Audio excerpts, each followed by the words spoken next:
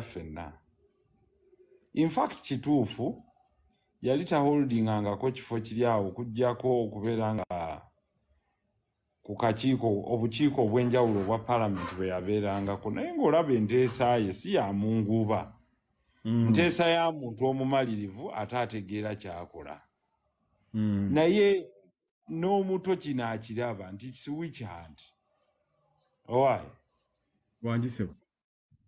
Omunyankole aga nti embwa yagundirwe yabuze, embuzi yagundirwe yabuze, embwayo lwe yapamye obwoya. Kakati ekyamukadde waffe Mpuuga bamwekwasa bwekwasa. They all know. They all know. If it's to talk about the fight against corruption, everyone knows. Everyone knows that abamusaba okujja they don't have clean hands in any way. But abamu ku ffe wouldn't invest in character assassination nti gwe bw'oba oyitawo oli ne bwaggwaawo. Ebyo ebikolwa by'abantu abamu nti malawo oli gwe oyitewo. No. Omukisa gwe bw'oba oguyina teweetaaga na kusooka kwonoona muntu mulala. Not at all. Mwami Mpuuga teyagenze mu kittavu n'abbayo ssente, tekiriiwo. Omuntu bw'awummula afuna ssente, kannama wona owummula ng'ofuna ssente. Anti ekitukulembera kye tuyita parliamentary commission. Commission bw'eba ekusasudde, there is nothing illegal about the money, not at all. Oli ayinza ga bugambi omulala nti nga mwasasudde nnyingi, naye ekitongole kyokka ekikkiriza okwesasula mu Uganda ye parliament. Ate ekitutwala ffe ng'ababaka bagiyita parliamentary commission. Kati gwe oyinza okunyiiga nga tekikusanyusiza, naye si nguzi. Si kituufu. Kwegamba kyabadde kyakwagala nti kaakati nga bw'onolaba ng'omuntu alina ekiruyi ku muntu najja akirage mu bantu kannafuye ono. Anyway, bana baffe ba Mpuuga sigamba nti siyinza kwogera internally ku bigenda mu maaso mu kibiina kyabwe kubanga si mwendi. Seegomba kibeeramu olw'enkula gye kirimu ne bwe bafaanana abakikulembera ne bwe bazze beeyisa ga bujoozi banyoomi bamanyiira. You know, they use blackmail. Rubbish. Full rubbish. I rejected from word ago, but I don't regret. Naye bannaffe bensasira, at least even before I used to tell them that kino kye muteeseteese ki. Anything without an agenda is bound. Kuba basooka, there's the same machinery. Basooka gikozesa to destroy others that were not part. Zijjukira engeri gye baavumanga Lukwago nga tuli naye mu kalulu. Ng'oyinza okulowooza tebalituula naye after. But when I see this, then I just continue laughing. You know, and say singa bye baayogera babijjukira. Bajingiridde awo ku kalulu ka Lukwago ekiro nti tukutte obululu nga babubba wano simanye Kawempe musajja wattu. Kwega all they use are schemes of blackmail and etc. And they think everyone it's there and then. Nti omuntu yeerabira bwerabizi. Anyway, we come from far. We can build what the future calls for. But Bambi, I sympathize with the Right Honorable Mpuuga. The humiliation, the annihilation. And look at who humiliates you. Who annihilates you? Teba weighing an aratiri asatu. But you know, you humiliate a man of caliber. The gentleman has a family. Wanjirinda kosebo. Bobo vaako jijireko ddala. Oliwa ogenze. Badde nzigalawo walise mukama wange. Noize nemekuyingirira. Kwegamba abantu abatazitowa na laatiri naye ali okwo. Anyway, it's what you say. Obuzito. Anyway, what I'm trying to say, nti Mungu yagamba nti byonna bye tuleeta tuba tubiyereetedde. You know, when you associate with certain characters, what do you expect? What do you expect? bazze ng'okuzimba ekintu kyabwe kyonna kuwaayiriza kulimba bowulira ebisajja nga bikeera ku gundi ekigaa kakati bwe twogerera gundi ali wano nga tolinawo kuwaayiriza bulimba ng'efitina kunyooma. I can't tell you anything beyond that. Kakati gwe bw'oboga nti gavumenti egaba enguzi there are very many things that classify. Kati kankubuulirayo ekintu kimu. Gavumenti yemu yagamba nti olina okuwa omusolo gwa ssente bwe ziti. Pulezidenti n'awandiika n'agamba nti taguwa gitwale emmotoka ye. Olwo oba waguwa. Kati ekyo aba yakuwaaki tukayite ki? Because buli musolo gw'otasasula means taxpayer omulala yalina okugusasula. Ogwo gwayita mu budget. Ekyo president alina budget kye yagiyisaamu. Naye kakati honorable abantu nga mmwe era tubanenya. Why have katono nti Sseruganda tasasula musolo gwa mmotoka? I mean, when you don't have clean hands, don't even raise your hand. Because that is the highest level where you would have called upon Museveni. No Muganti, listen, if I have to pay my fair share of my tax, I'll pay it. Boba gonso nyesi jaji tuwara.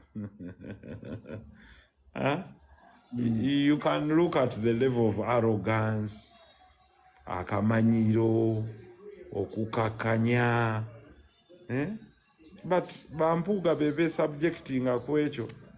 At times I'm sorry for them, but at times strategic leadership.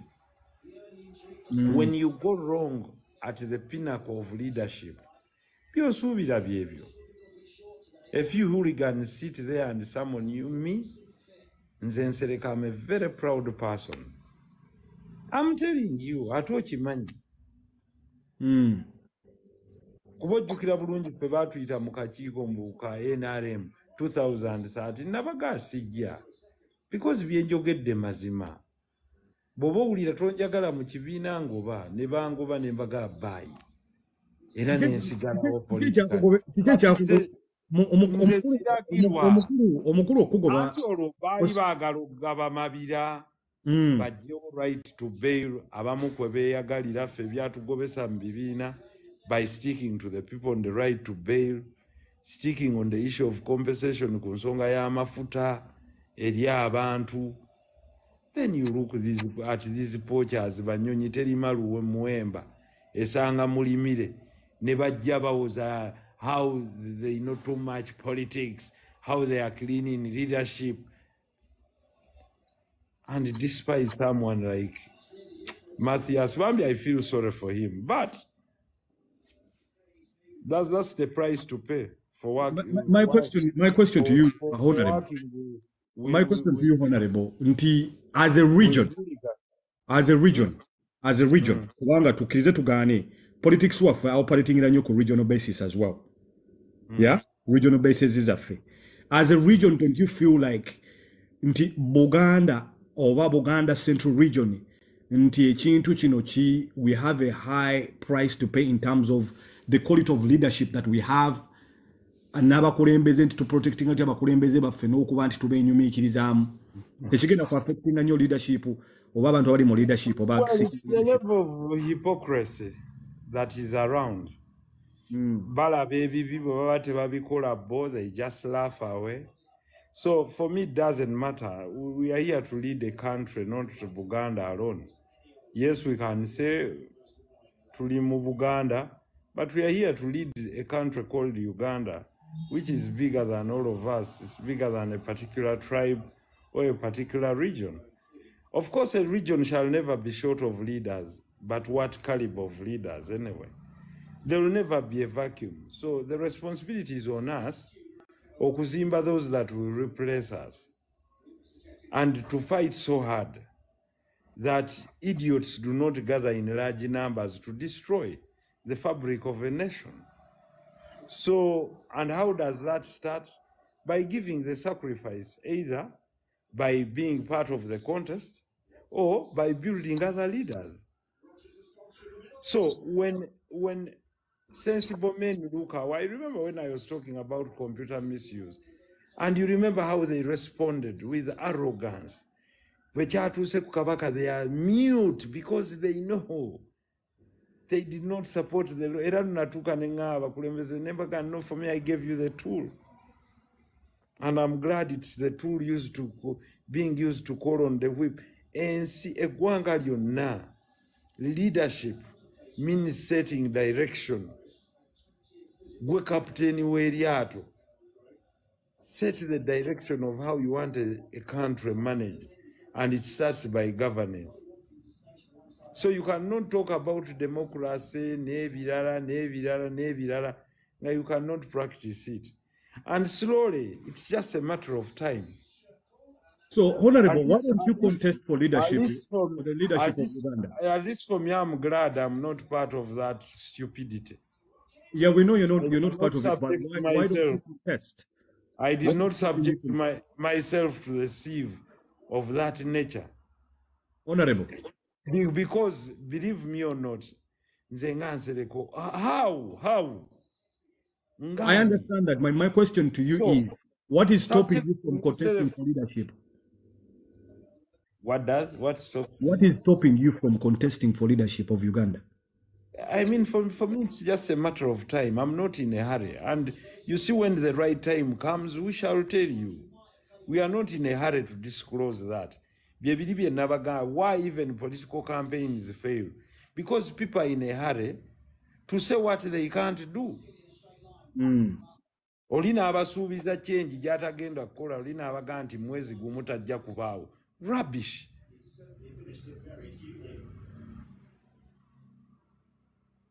This is a marathon. Kano si kafubutuko. So, abamu kufe, we are not just there to excite people. We are there to identify partners, because Uganda is bigger than us. But we are there with a desire to build a nation that shall benefit our great-grandchildren. Obo yogedde ku train, obo yogedde ku mass transport ennungi, obo yogedde ku sports infrastructure, obo yogedde ku aviation infrastructure. I mean, the grand plan that we have for our nation is bigger than just occupying a seat. That is why we tell people the country is bigger than all of us, because our desire to change our nation or to move it, not only change it, but to strengthen what is good as we add what we do not have. That is why fete tujja ne tuvuma bakulembeze oba ne tubalengeza. No, that is not part of our agenda. Our agenda is very clear. Can you work hard to build this country and make it better? Kuba nze ne bwenvuma oli kakati nze nkyukako ki? Oba yakyukako ki? Zero. Other than promotion of immorality, we should be trying as hard as possible to add numbers to our cause. But of course, there is no monopoly to who steers the boat. No. Every 5 years, elections are called in Uganda, and it's up to you to go and contest or not to contest. Atayagala togenda, atayagala omulala teweta. Bambirindako abo bajja kujja. Batuyambe beebale nnyo beebalire ddala. Ayina ekibuuzo kyo yabadde ali wano. Teri bibuuzo, ajja kubuuza edda. Oli dictator? Anti kati singa question yabadde ya Q&A. I really want to ask Mr. Nsereko a question. Ajja kubuuza bwe nvaako nga baparedinga ebibuuzo ng'onziza nga babuuza. Abaagala. Sigana bibuuzo, of course. Asking us questions is part of accountability. We cannot send tetubuuzibwa. Naye alinde in an organized manner. That is why what we try to promote, organization. And that is what we start. Honorable. So, obuzibu we bujjidde nti the only source of employment abantu gye balaba is politics. naliko wano ne nkugamba nti you stop funding political parties using taxpayers' money. Really, why should 39 billion shillings be spent on political parties? Even if I form one, why shouldn't my members contribute to raise money for a political party? Why should the taxpayer foot 39 billion? I'm not saying it's not constitutional. I'm not saying it's not right. It's passed in the budget. But I'm saying, is it part of our priorities? And for me, that should be the legitimate question. Until, well, that is okay. But is it part of our priorities? No. Or can we use it to put it to better use? Yes or no? That's it. That's it. So, ona akugamba nti zino si nnungi ate yasika omukaaga n'agenda n'azirya. Bannayuganda ssente ziba just mbi nga si yaziridde. Bansaalwa just. Naye banga ye gwe bazisibye mu ttuwa olwo ziba za mu mateeka. Waliwo n'obukaddaana obwaweebwa sipiika. Waliwo saga yali awo recently. Obukadde obwana ab'ekibiina bo baabuzaayo. Simanyi seogerera kibiina kyabwe naye kati kankuwe example. First of all, there is no proof to that. But ekyokubiri, Right Honorable Speaker si muntu mutono. Right Honorable Speaker of a nation is the third in command of a country. Si muntu mutono nnyo ng'abalala bwe bamupima. Just because balina data asobola okujja n'amuvuma oba n'amulengeza, no. She's the presiding officer of the August House. That one you must know. And she runs the third arm of government or the second arm of government. The president leads the executive, the speaker leads the legislature, and the chief justice leads the judiciary. Naye olw'okuba ensi yagendamu akamanyiiro abantu balowooza osobola okulengeza buli muntu. No. In ordinary course of business, she's a very powerful person. And I can assure you. And if you doubt that, you'll either realize it one day that you need that. Ovolaba nti ojja notabling ebintu mutuyambe tuleese no motion. Yeah, because you know that she holds a seat of power and responsibility. Lwakuba wano mwe mwamanyiire okujooga, okujolonga, okumanyiira, okuwemula, okuvuma kati akamanyiiro kasusse kagenze ne ku Ssaabasajja. Nabagamba nti etandise ng'ensunda ejja kufuuka ejjute mwe nga mulowooza byakusaaga. Akaakyama amamera olw'okuba bafunye obusimu obuliko data ne bamanyiira buli gwe basanze. That can only stop with this era ya Mwami Museveni. Because naye alinga agavaningira mu default setting. What do you mean by that default setting? Nga bwe nkugambye. Kitegeeza ki? Yennyini default setting mwagavaningira. Ani twogera nange nze koyogera n'abantu. Kitegeeza ebimu bikwatayo ebirala si bituufu. Mu butali bugenderevu. Well, oba bugenderevu oba butali bugenderevu. You find a country nga yerwaninga nga ki? Autopilot. Atambulira ku miggo. But when you reorganize this country, it's a wonderful country, it's a wealthy country, it has everything. Era nze bwe ngenda mu symposium z'abazungu normal omanyi nze bye mbagamba we are not poor. We are only unlucky that we've not utilized our resources. And if we put our resources to need, Africa should not beg. Africa should be a donor. We have a young population, so that is part of the human resource that we have. If well skilled, nebatekebwako amateeka amalungi, because all human beings are potential law breakers. It depends on the laws. And that's what China decided. Ensi temujja kubaamu njaga, period. You bring it, they hang you. Teri kyonoonye eggwanga lyaffe nga njaga na kutamira kwa gangayira, I'm telling you. Because for people to perform all those criminal acts, Zemulaba, why is Southeast Asia growing at a terrific speed? One, banning enjaga. Omuntu operatingira ku njaga tomanyi oba kyategeeza kyayogedde akyogedde ategeera oba tategeera. Nva byogera wano ne mbagamba mwali mwagala kwasa kikakasa. I'm telling you, for a country like China to grow, to destroy abaddugavu, societies abaddugavu wali completely destroyed mu America. Njaga nabiragalalaga. Absolutely. Lwaki bali bakuwanika olw'okuyingiza enjaga? Kuba bakutwala ne bakulaga omuntu ali addicted ku njaga bw'abeera. Ekibuga nga San Francisco kyaggwawo, kigenda kiggwawo kizikirira lwa njaga. Southside Chicago, same thing. Njaga. Naye nga abagirimu 90% ki? Baddugavu. Kubanga tebagambwako, abaana baabwe tebabuulirirwa. Kakati gwe bw'oba olowooza abo abali ku intaneti bye bakola bye bituufu eby'okuvvoola awantu.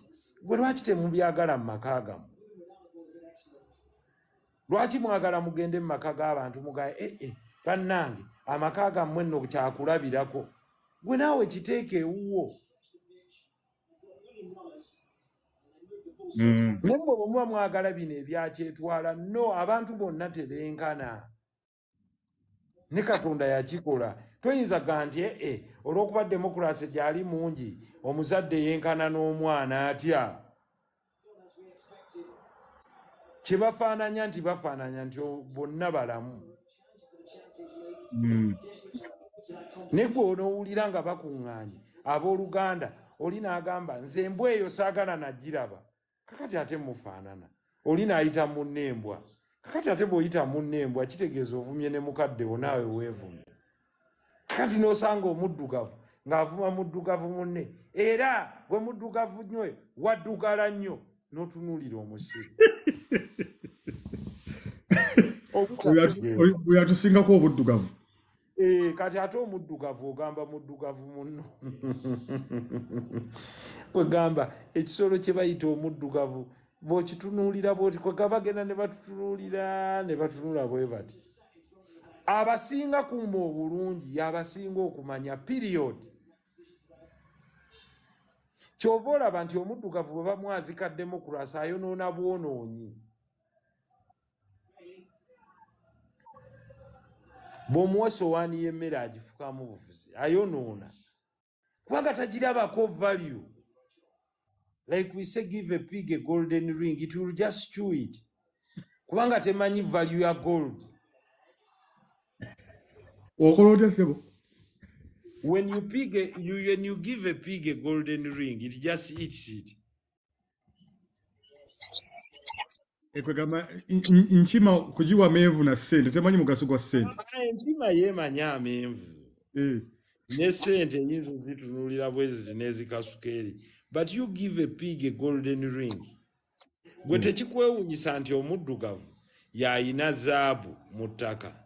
Naye ate alinda omuzungu ajja amumusimire amuguze empeta. Otale bono obugambo. Ogabe sebo fe tulina golodi ne tukola tutya? Goyina gold, goyina diamond, ebikomo byonna ebyebbeeyi. Honorable wali badojja mu video sebo noyogera ebigambo bino mu video. Naye olinze omuzungu ajja akusimire. Ajja kukolera empeta. Agikuwe. Congo mumuwe ebintu. In fact, that should be our biggest battle. Ngogamba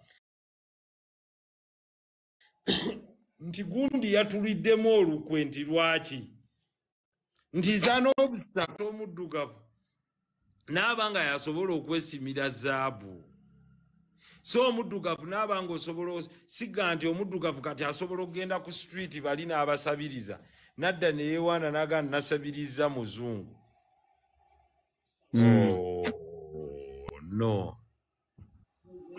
No. So our power lies in we becoming partners with our development partners that give us aid. And that partnership where we can also contribute to the basket. not running to the developed world as beggars always. No, or not having excitement. Eganti nekubisiza negundi ekifaananyi ekyo n'okitimba kyamaanyi nnyo era n'olabanga achievement. Omuzungu bwe yajja wano kwegamba toyawukanye na muntu agamba mbu nabadde envimba ne Swaziniga nga tulaba awaadi. Sinamuwulira oyo sinababbiwulira naye bw'aba gyali simanyi kyayo. Tununula yabadde ne Swaziniga nga bavimbamu. Kakati tubuuza Swaziniga muntu wa bulijjo mu Amerika. Era n'atunyumiza. Restaurants bw'oba wagenze mu woteeri ennungi mu Beverly Hill omusangawo ate tebagaana kwekubya kifaananyi kati kibanga omuntu eyavudde e Butambala n'addayo n'abanyumiza nti bassebo ne bannyabo nti bwe nabadde e Kampala nti nasanze kansala Lusembo ne neekubya naye ekifaananyi. Bwe baba abagezi bamugakya bulijjo era Lusembo wanaabaawo mu kuziika. That's Maro justice, village excitement, arrivalism. Kakati tubuuza nti kakati ate byongerako ki ku ggwanga naye kakati honorable ekiriwo kiri arrivalism, village excitement. Kati nakedde nkya nti nalabye gundi, so what? Of what value is it to me? Ebyo by'abantu abaakalaba.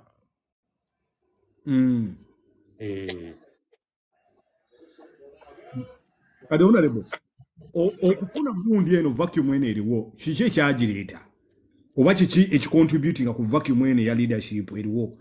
What bring vacuum eno eyajjawo nyinza obutajoogerako kati because bw'ojoogerako in public eyinza obutatuyamba kuzimba kiriddawo mu maaso, but it is infighting ebutayagaliza nti bwe mpulira nti mindset yagenda okufumba omuceere wakiringuyuwamu amayinja abalimi baguzira. Yeah.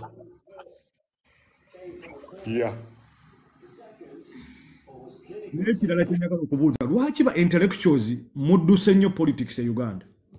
Tetumudduse mwetuli muli ludda wetuli ate kakati oyogera nani? Nze gwoyogera naye ndi kati oli omu era olwansonga nti mwamufuula anti abamu tebalina time yakumanyirwa. Some people get angry very fast. Abalala they don't have that patience of okuwulira omuvoolovoole ne family ye n'ebirala. It's a sacrifice to join Ugandan politics anyway. The reward is there, but also the sacrifice is big. So mbakubiriza, don't stay away. We can do it. We can always do it. Naye kyembuuza nti kati ogambye gwooli ne on a general scale kuba scale tuyinza gipimira ku gwo wekka tunogipimira kasita kwe bali bawulira. I urge them. I urge all the intellectuals, or even the non-intellectuals, not only intellectuals. That's the argument I'm saying. Why do you see? Fraction. But I urge the professionals, wherever you are, don't shun politics. Don't shun contest. Losing a political contest is not the end of the world. But come and see this world whereby you'll sit on the table that determines your policies. Otherwise, the shrewd hooligans will come and sit on the table and determine your fate.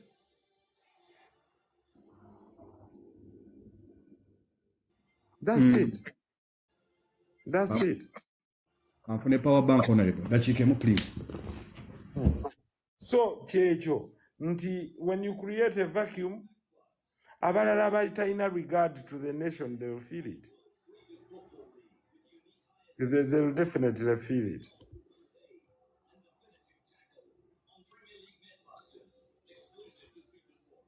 So, ebyo ebigambo byange enjagala okutuusaako sebo naye nga mbaagaliza ekiro ekirungi. But you see, if you lie down and be beaten, you'll be beaten. If you want to stand as a strong man, you'll stand as a strong man. And you don't need crowds. I always tell people, just define your values and you'll have followers. kakati abagoberezi toliiko kuno tobayina because you've defined your values nti mmwe ne bano bwe bati abawemula mugende waagundi tye wano tutunda mmere ya buffet tye okuyingira restaurant eno ina okubanga okubya ekikalu nti wano tusasuza credit card.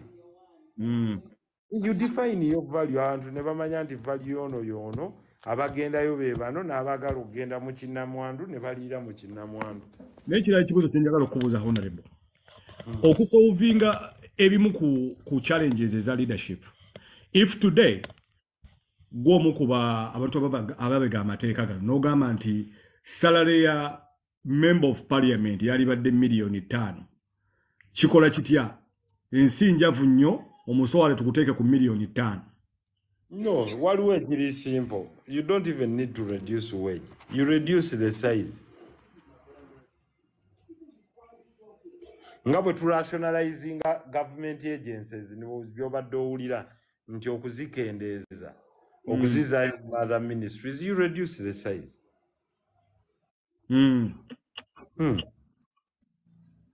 Kuba ne bw'ono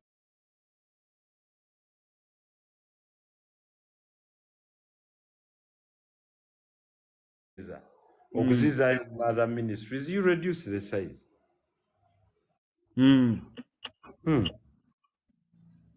Kuba ne bw'ono tuleka nga tufuna miliyoni emu. Yes. The country's parliament would suffice, so 150 max. Ekyokusalako omusala tekikola.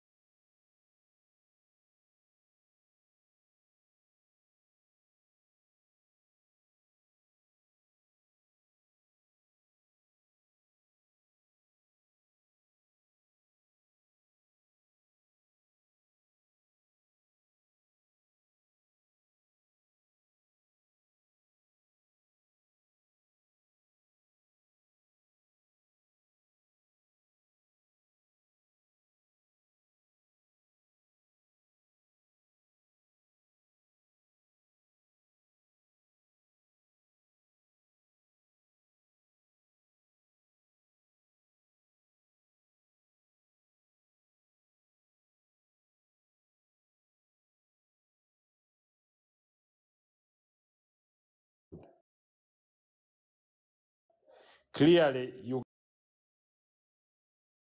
Ugandans, just like Kenyans, detest war. So anyone that is sounding drums of violence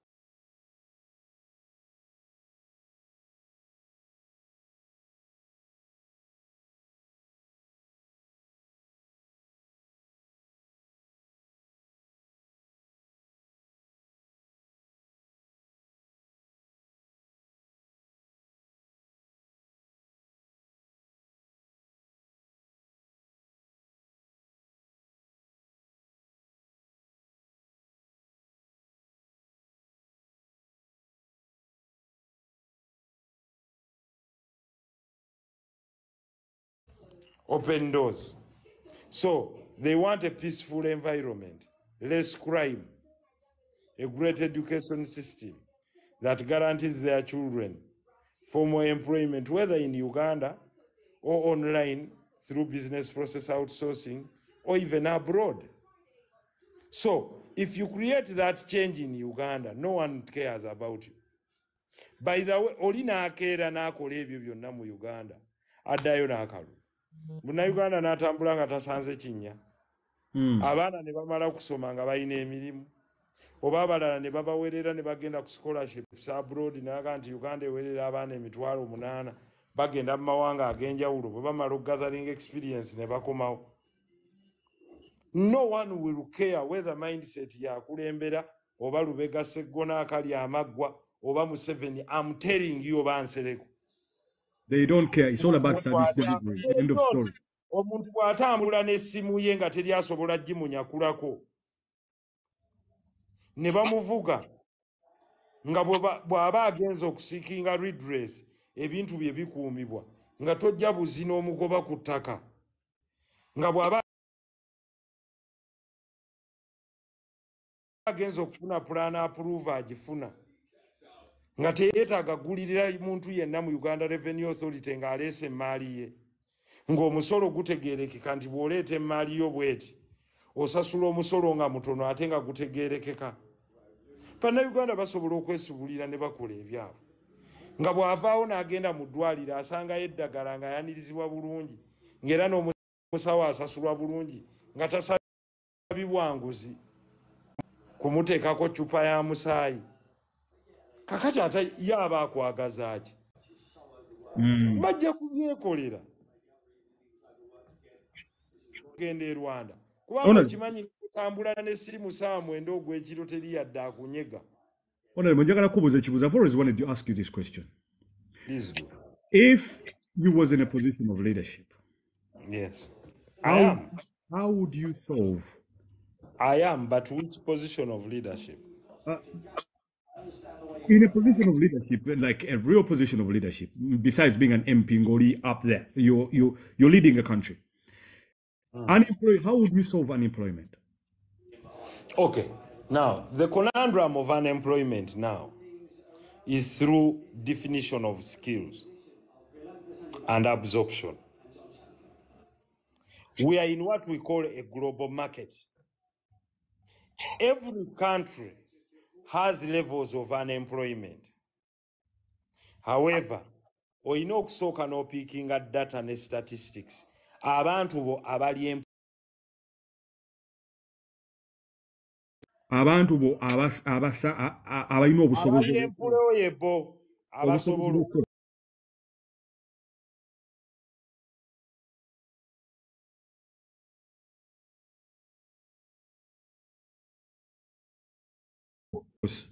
ye human resource kati n'ogiclusteringa bameka abalina skills, semi-skilled ne unskilled.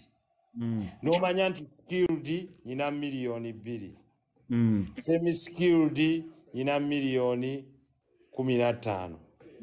unskilled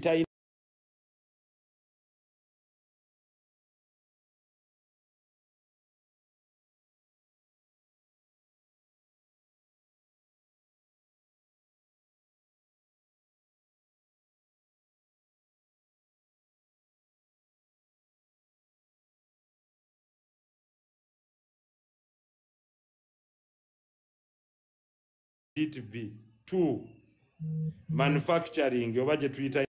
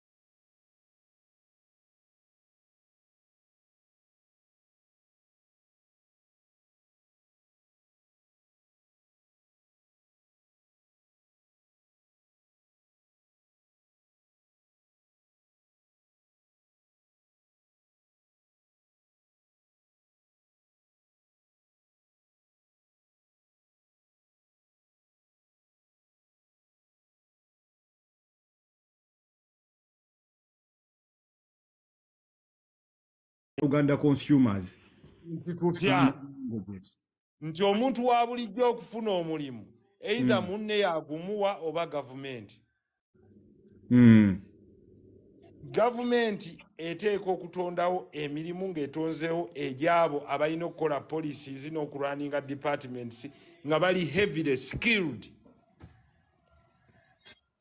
Kaakati neddira emirimu egisigadde n'egigaba through contracts to employ the semi-skilled and the unskilled. The unskilled to learn on a job, the semi-skilled to train these ones abaafuna skills ezo through vocational ne batraininga bano abali semi-skilled ne abali unskilled to fill the job market.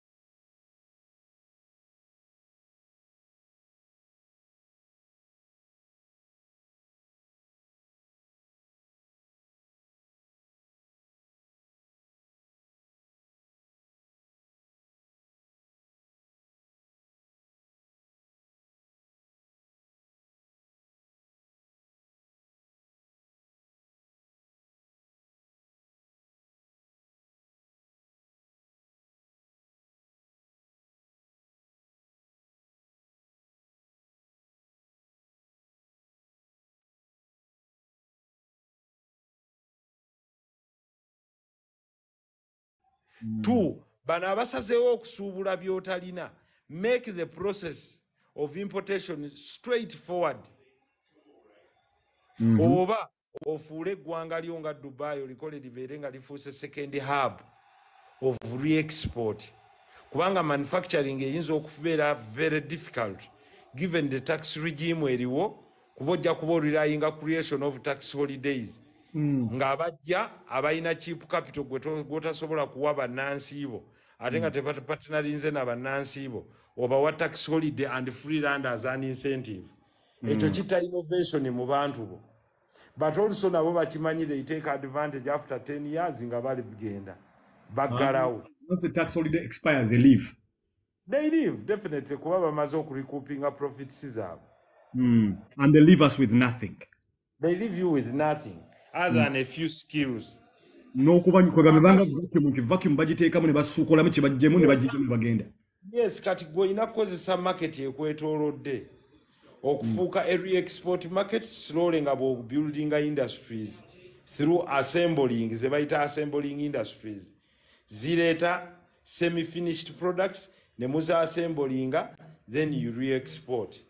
Dubai kye yakola, place yourself well, cut the taxes, make it affordable for everyone, okola business in your country, take our good aviation, make visa entries simple in your country, make it peaceful, gobe enjaga abantu babeemu beeyagale.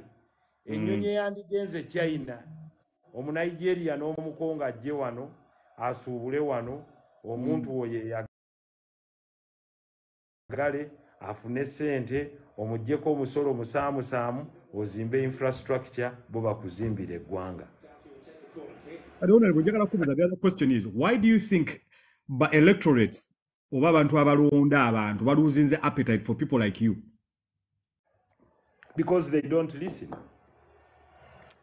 Baagala babagugumiriza. Nze siriwo okubugumiriza. Siriwo okugamba kinaakusanyusa, ndiwo okugamba kisobola kukola. Yeah, nze siriwo okubugumiriza. Ayagala omubugumiriza ng'afuna bano abaga nti mwezi gumu oli agenda. Museveni agenda. Nga tagenda. Nze ndi wano ku TV kumulabisa nawe kola kyo. Birala gwe gamba mwezi gumu agenda aleke genda. Kuba bamanyi omuddugavu mwerabize, no one cares. Abafuga amanyi mwerabira. N'amuvuganya amanyi mwerabira nga mutambulira awo. Hoodwinking politics. Yeah. Ne value-based politics is the true politics of leadership. Say what you will do.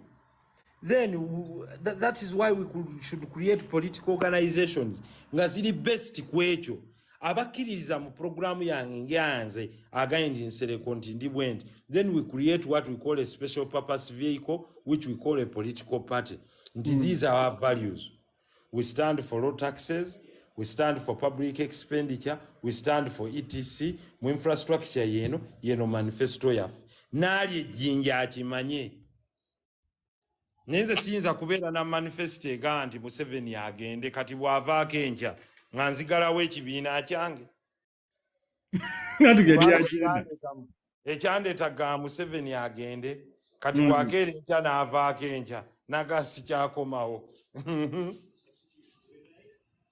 Nga oddukanye eggwanga ate taliiwo. Ekyo kyali anti ayinza okugamba kuba olyaga nti nze ekindeese goba nakyemalira, nze ekindeese kuzimba ggwanga lyange.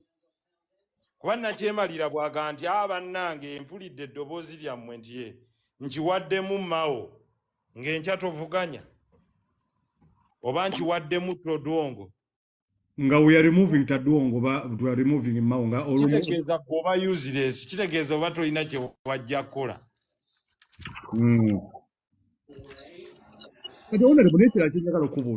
Why is it that everything is politicized mu nsi yaffe? Why? Kubanga nti omuddugavu ba lugambo, ensi yammwe fabric ezimbiddwa ku lugambo.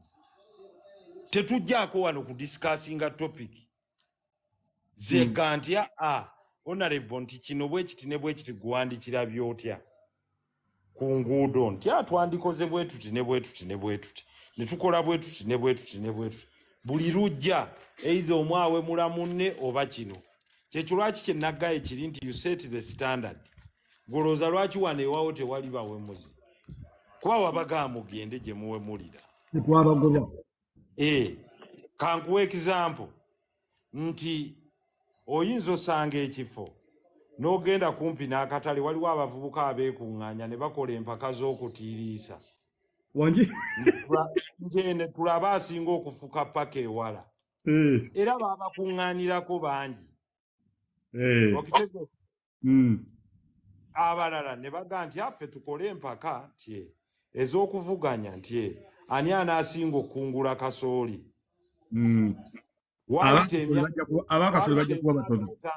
Bakuŋŋaanirako abantu batono.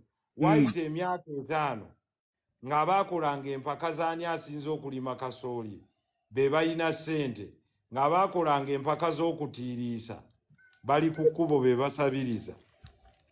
Abatiiriisa omusolo okugenda ewala. Kaakati in the short run bw'oba owemula oyinza okufuna abakuŋŋaanirako. Okugenda ewala. Kaakati in the short run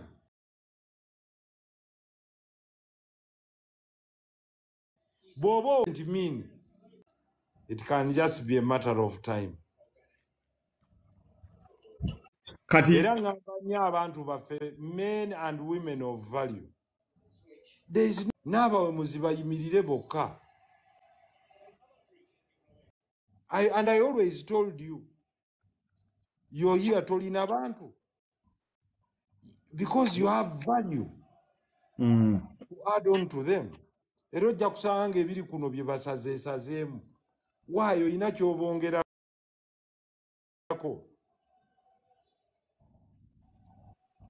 Honorable, are you going back to parliament? No. Why? But I've told you. I don't. That is a lecture for not for today. Manyo yagala nnyo okunsimaasima. Nedda, mbuuza. Why are you not going back? Lwaki oyagala okujjula ebitayidde? Ati kati ogambe togenda, bw'osobodde okutubula ati togenda, era osobola okutubula lwaki togenda genda. Ekyo kyawedde. I've served. Let others serve in that capacity. You basically, legislation ogiwadde. I've given my time and honor to legislate. I've done my work. I've run my race in legislation, and that's it. So what is next for Honorable Muhammad Nsereko? It is not a topic for today. Why? We have you today. Maybe we might not get you. Nja kubuulira. Tofaayo. Relax. Today, you're not only talking to me, Honorable. You're talking to so many of us who love you. But I'm asking. I absolutely. Olaba ne Kurani tebaagissa mulundi gumu. It came in piecemeals. Amateeka wegali gawamala. Legislation is a continuous process. But you've done your best. For example, every year you do the tax bills. Yeah. I think it should be time for leaders to realize, so that even if we come to other offices, they hold us by our word. When you say, I'll do it for this time, you'll do it for that time. That's what I promised the people as I started my journey in politics, that inshallah I'll serve for 3 terms, and that's it. And that's what I've done. We should be true to our word. What has been your biggest regret in working in Parliament?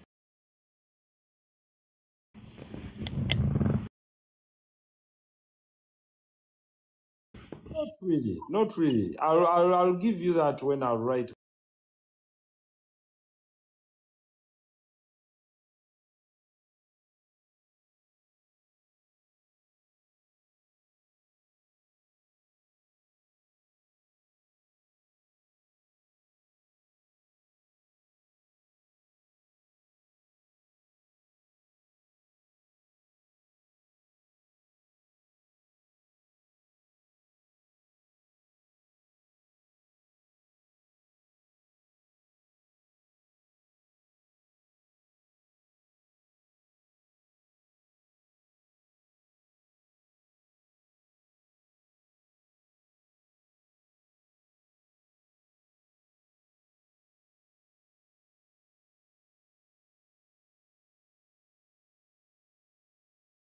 Good.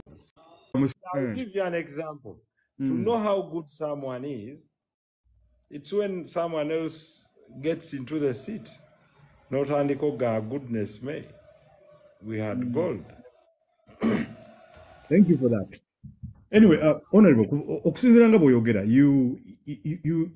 you sound and really in the best interest of your country at heart. What are the lessons that you're going to carry with you if today, over the other day, but now that we have you now here? These are the lessons that I'm going to carry with me. And there's people that you inspire. Lessons, these are things that have helped me to be where I am, to reach where I am today. God, that's it. Katonda. Absolutely.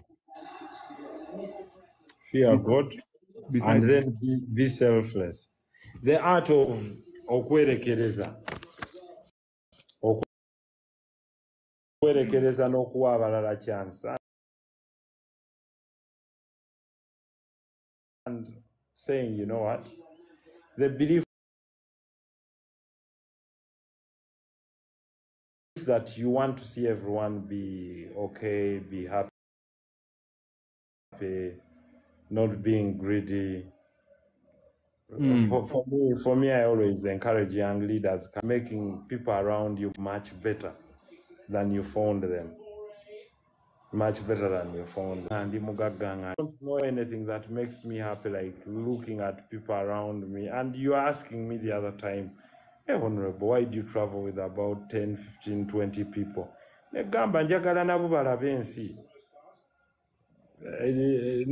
No ngamba, but you don't travel with nti ntambule na mukyala nagundi no, these are the people I work with, and these are the people you should see nabo bafune chance. Omuntu eyali tasuubira kulinnya nnyonyi kuba mu America, kuba Canada, kuba wa naye n'omugamba, you know what, this is what it looks like. If you really think that's what you want, it's up to you. Naye nze nkikoledde. You know, I've done it for you, and I feel proud. You didn't ever dream of it. Then okubayamba to go back to school. For me, I'm so passionate about learning and educating the people around me, making them much better through education, but also the lifetime stories we talk about with them. How they must be kind, they must be simple, eating together with the electorate or with the people I work with. And wosanga nabo, you will not even tell that I'm their boss or anything. For me, I really believe that we are in life for just a small time. Tonda bangako with big things, no, it's not part of me. But I'm also a happy person. And something I love most is my ability to say what I want. There's nothing that creates happiness to me. Ngambera nga manyi, you know what, sibera na mindset nga mukwenya. Ntalabuusi bwe bateteredde mugawaaye, ntalabuusi eyo nga teteredde. Naye nkwagala nnyo. Also being there for my people nga bali mbizibu. Nsaba Katonda ampa obusobozi obwo always. Wano nnyo mu ssanyu I don't associate a lot. Nti ondaba oba ku mikolo oba biki egy'embaga no. But when my colleagues have a problem, I will always be there.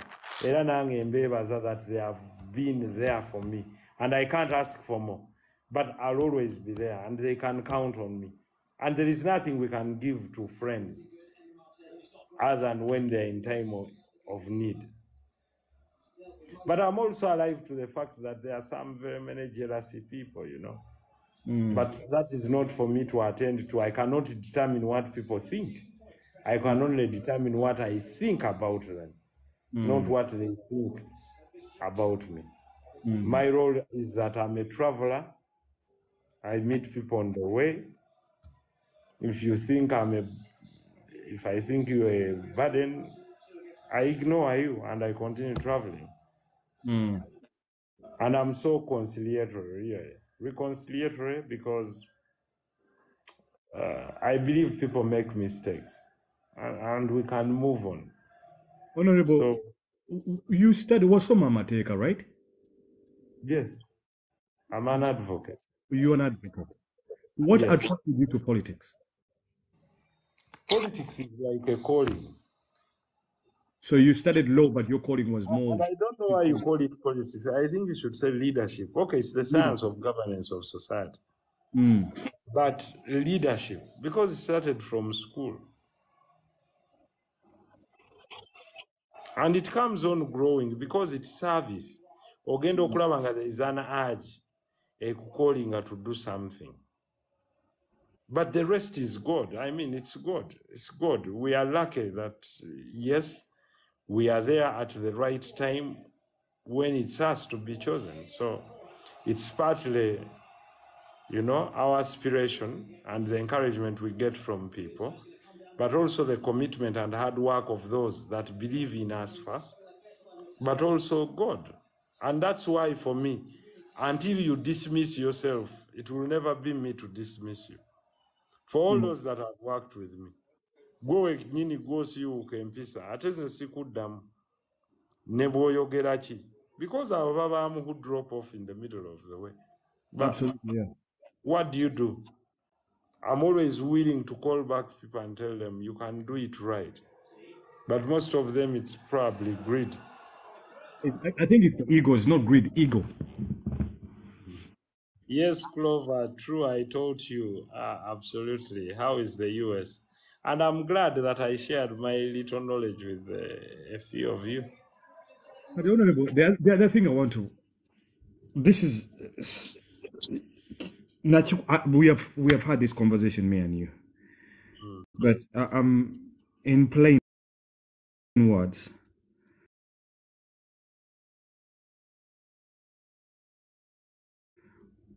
why do you think people like me feel the pinnacle lane of leadership? Why do you think twina feeding here?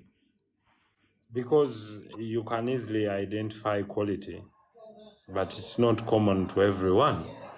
It's a rare art that you have that you can easily identify quality and you want to sit it somewhere. So that creates anger in you, it creates resentment. But inshallah, just pray to God. When Allah wishes, everything will just open up. And we have that firm belief. Say we get to that point where you have not decided and the katonda tayagadde and no, you see, we have decided, but the timing. I'm saying, say we get to that point where and I want you to always understand the word, the timing. And I'll leave it at that. I won't explain. Okay, it's the timing, but you say we get to that timing, and I agree with that, respectively.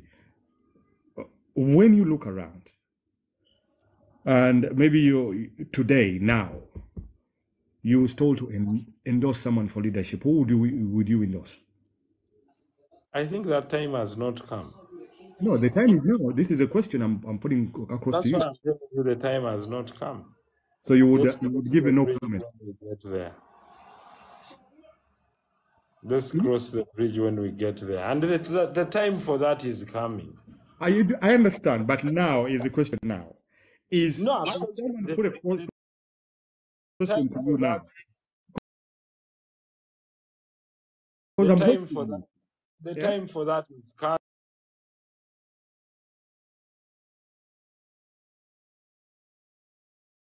coming. It's not far away.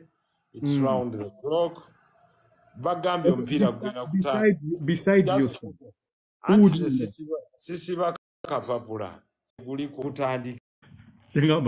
besides yourself, what are there people or many there are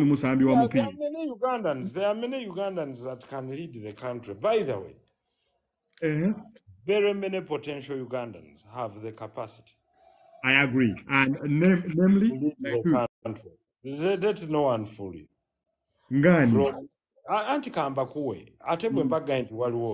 The current president is definitely in the seat. For as long as you are elected you are appointed vice president, means you have the credentials.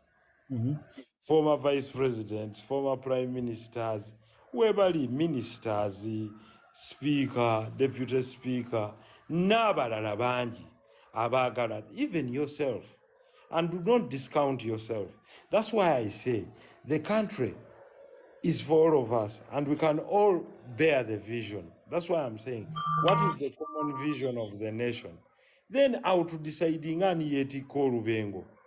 who carries the task. The honorable, I will count myself out. Kubanga singa mfuko mukulembeze nze nabasuubiza nti mbadde n'okubanga ngenda ntachapa kintu yote. No, tochapa.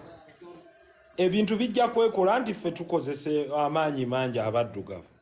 Nakugambako kati kankikuddiremu. To straighten, for example, obumenyi bw'amateeka bw'olaba, maybe ku nguudo. Just introduce fines. Ebintu bijja kwekola. Those fines alone, you don't know how much money they can raise for government and the police force okuddayo okusanga omusirikale nga n'omusaala gwe guli ku miliyoni 4 lwa fayini ezo kuba abantu mu butanwa bo bajja kubeera nga bamenya amateeka naye amanye nti akuba nsawo ye bw'oyita ku kitaalo okuba nsawo yo bw'oyimirira mu bokisi ya yero okuba nsawo yo bw'ogira mu round about bw'otyo okuba nsawo yo. Fines will raise you billions of olaba abazungu bakyalwana buli kyokola nga kuba fayini bw'oba okyayina fayini tosobola yadde kufuna passport bw'oba tolina passport ate oliva otya mu nsi ye akunyweza akutema amagulu gano pa bano ayagala akwata oluga akuba owa booda muleke ayitewo ku kitaala abanga yakakiyitako wali nga mumugamba John Seremba obanjibwa emitwalo 37 nga mumuweereza n'ekifaananyi ku message ye kennyini akuba enduulu booda n'agireka taddayo kuyita ku kitaala ogenda okukakana nga gaanze envugira eno gundi mu by'ettaka ebyegundi takyajja mu kibuga aga ekibuga kirimu amateeka ekyo kyokka kigolola ettumba naye ogoba omuntu ono olw'okuba ayise ku kitaala agudde n'omusaabaze bonna bamenyesa amagulu naye omukalafa olaba gwagema abasajja abawalabu b'e Makka bawalampanga pavement naye wali aga mamnuo mukarafa fi ngomugafi agalala takyagira nti oba alinde w'amagye oba poliisi kitaala okugunjula society bintu bitono nnyo gw'omuzungu akyagga nti toleeta mwana ku ssomero bw'omubuusa buli lunaku akuba pawundi 86 zeeyongedde kati gwe genda mu holiday mumaleyo ennaku 10 ng'omwana tannadda ku ssomero 8 86 azaagala wali bw'oba tukakutula leero tugenda kuwa payment plan onoosasula 3 dda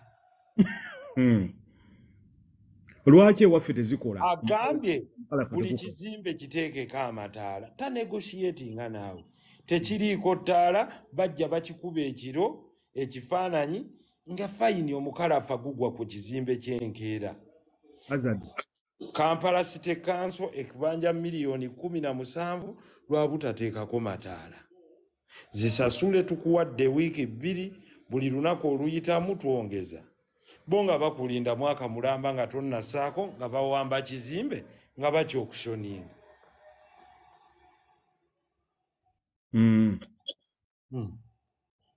naye kakati kuno ebintu bino ewaffe abantu abaliwo abamu tebiraba musawo Sentaayi gwe abadde ku duty e Mulago mu woodi y'abalwadde b'amagumba twazzeeyo nga toliiwo tewataddewo nsonga lwaki toliiwo tukusaza omusaala gwo ogw'omwezi guno tukubiriza ojjumbira ennyo okubeera ku mulimu gwo naye bwewennyonnyolako mu wiiki emu tujja kulaba ekyokukola nga yennyonnyolako nti nali mulwadde ng'ateekako gundi nga mumuddamu nga mumugaa tukusonyi anaakiddamu ekyo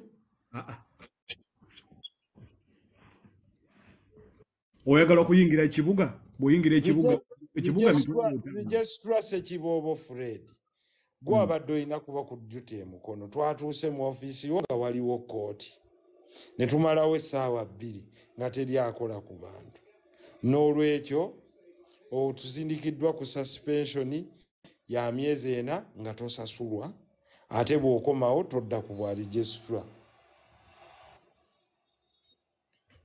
nga ba advertising a position mutereevu ojja kusanga ng'omukozi wa gavumenti ayingira ekibuga akwaniriza ataddeko ne smile mukama wange nsanyusa okulaba nti obadde ogamba otya okugoba obuli bw'enguzi mu misolo kigambo kimu mwenna mukimanyi ne bakiriyalinga agenti gwe gamba omuntu nti omusolo guguli wali online woza na kompyuta era oluteekamu ebintu bye pa eri gye babishuwinze wano nga mumushingira omusolo awe Bungereza wali osanzeewo kagundi clearing agent lwaki importinga sasula omusolo gavumenti ekwesiga yegamba kimuka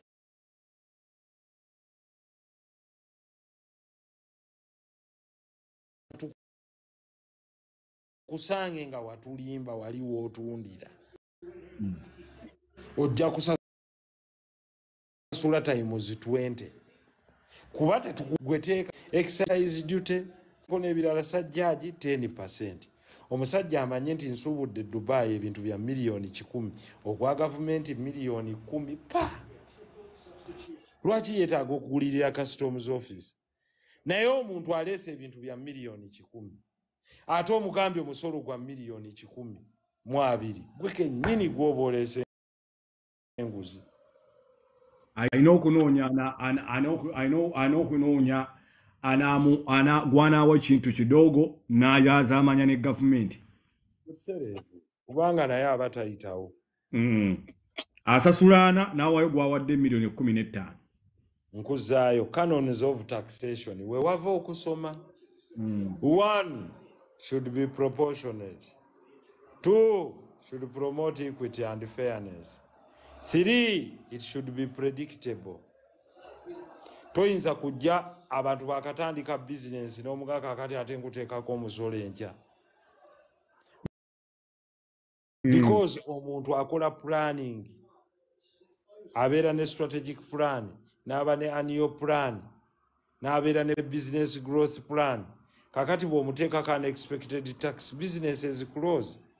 It creates a hiccup. Abantu beewola, meaning you're tapping into their profitability. You're leading to laying off of workers or distorting economy. The tax should be easy to understand. Lwaki sikomyawo bw'oliba ompise ku bintu ebyo kati yeroolo y'okusoma. Honorable, abantu tubakomye wano. Abatwetaaga batulinde wiiki ejja. Okusobola kusula kuno nga ffe mutufuddeko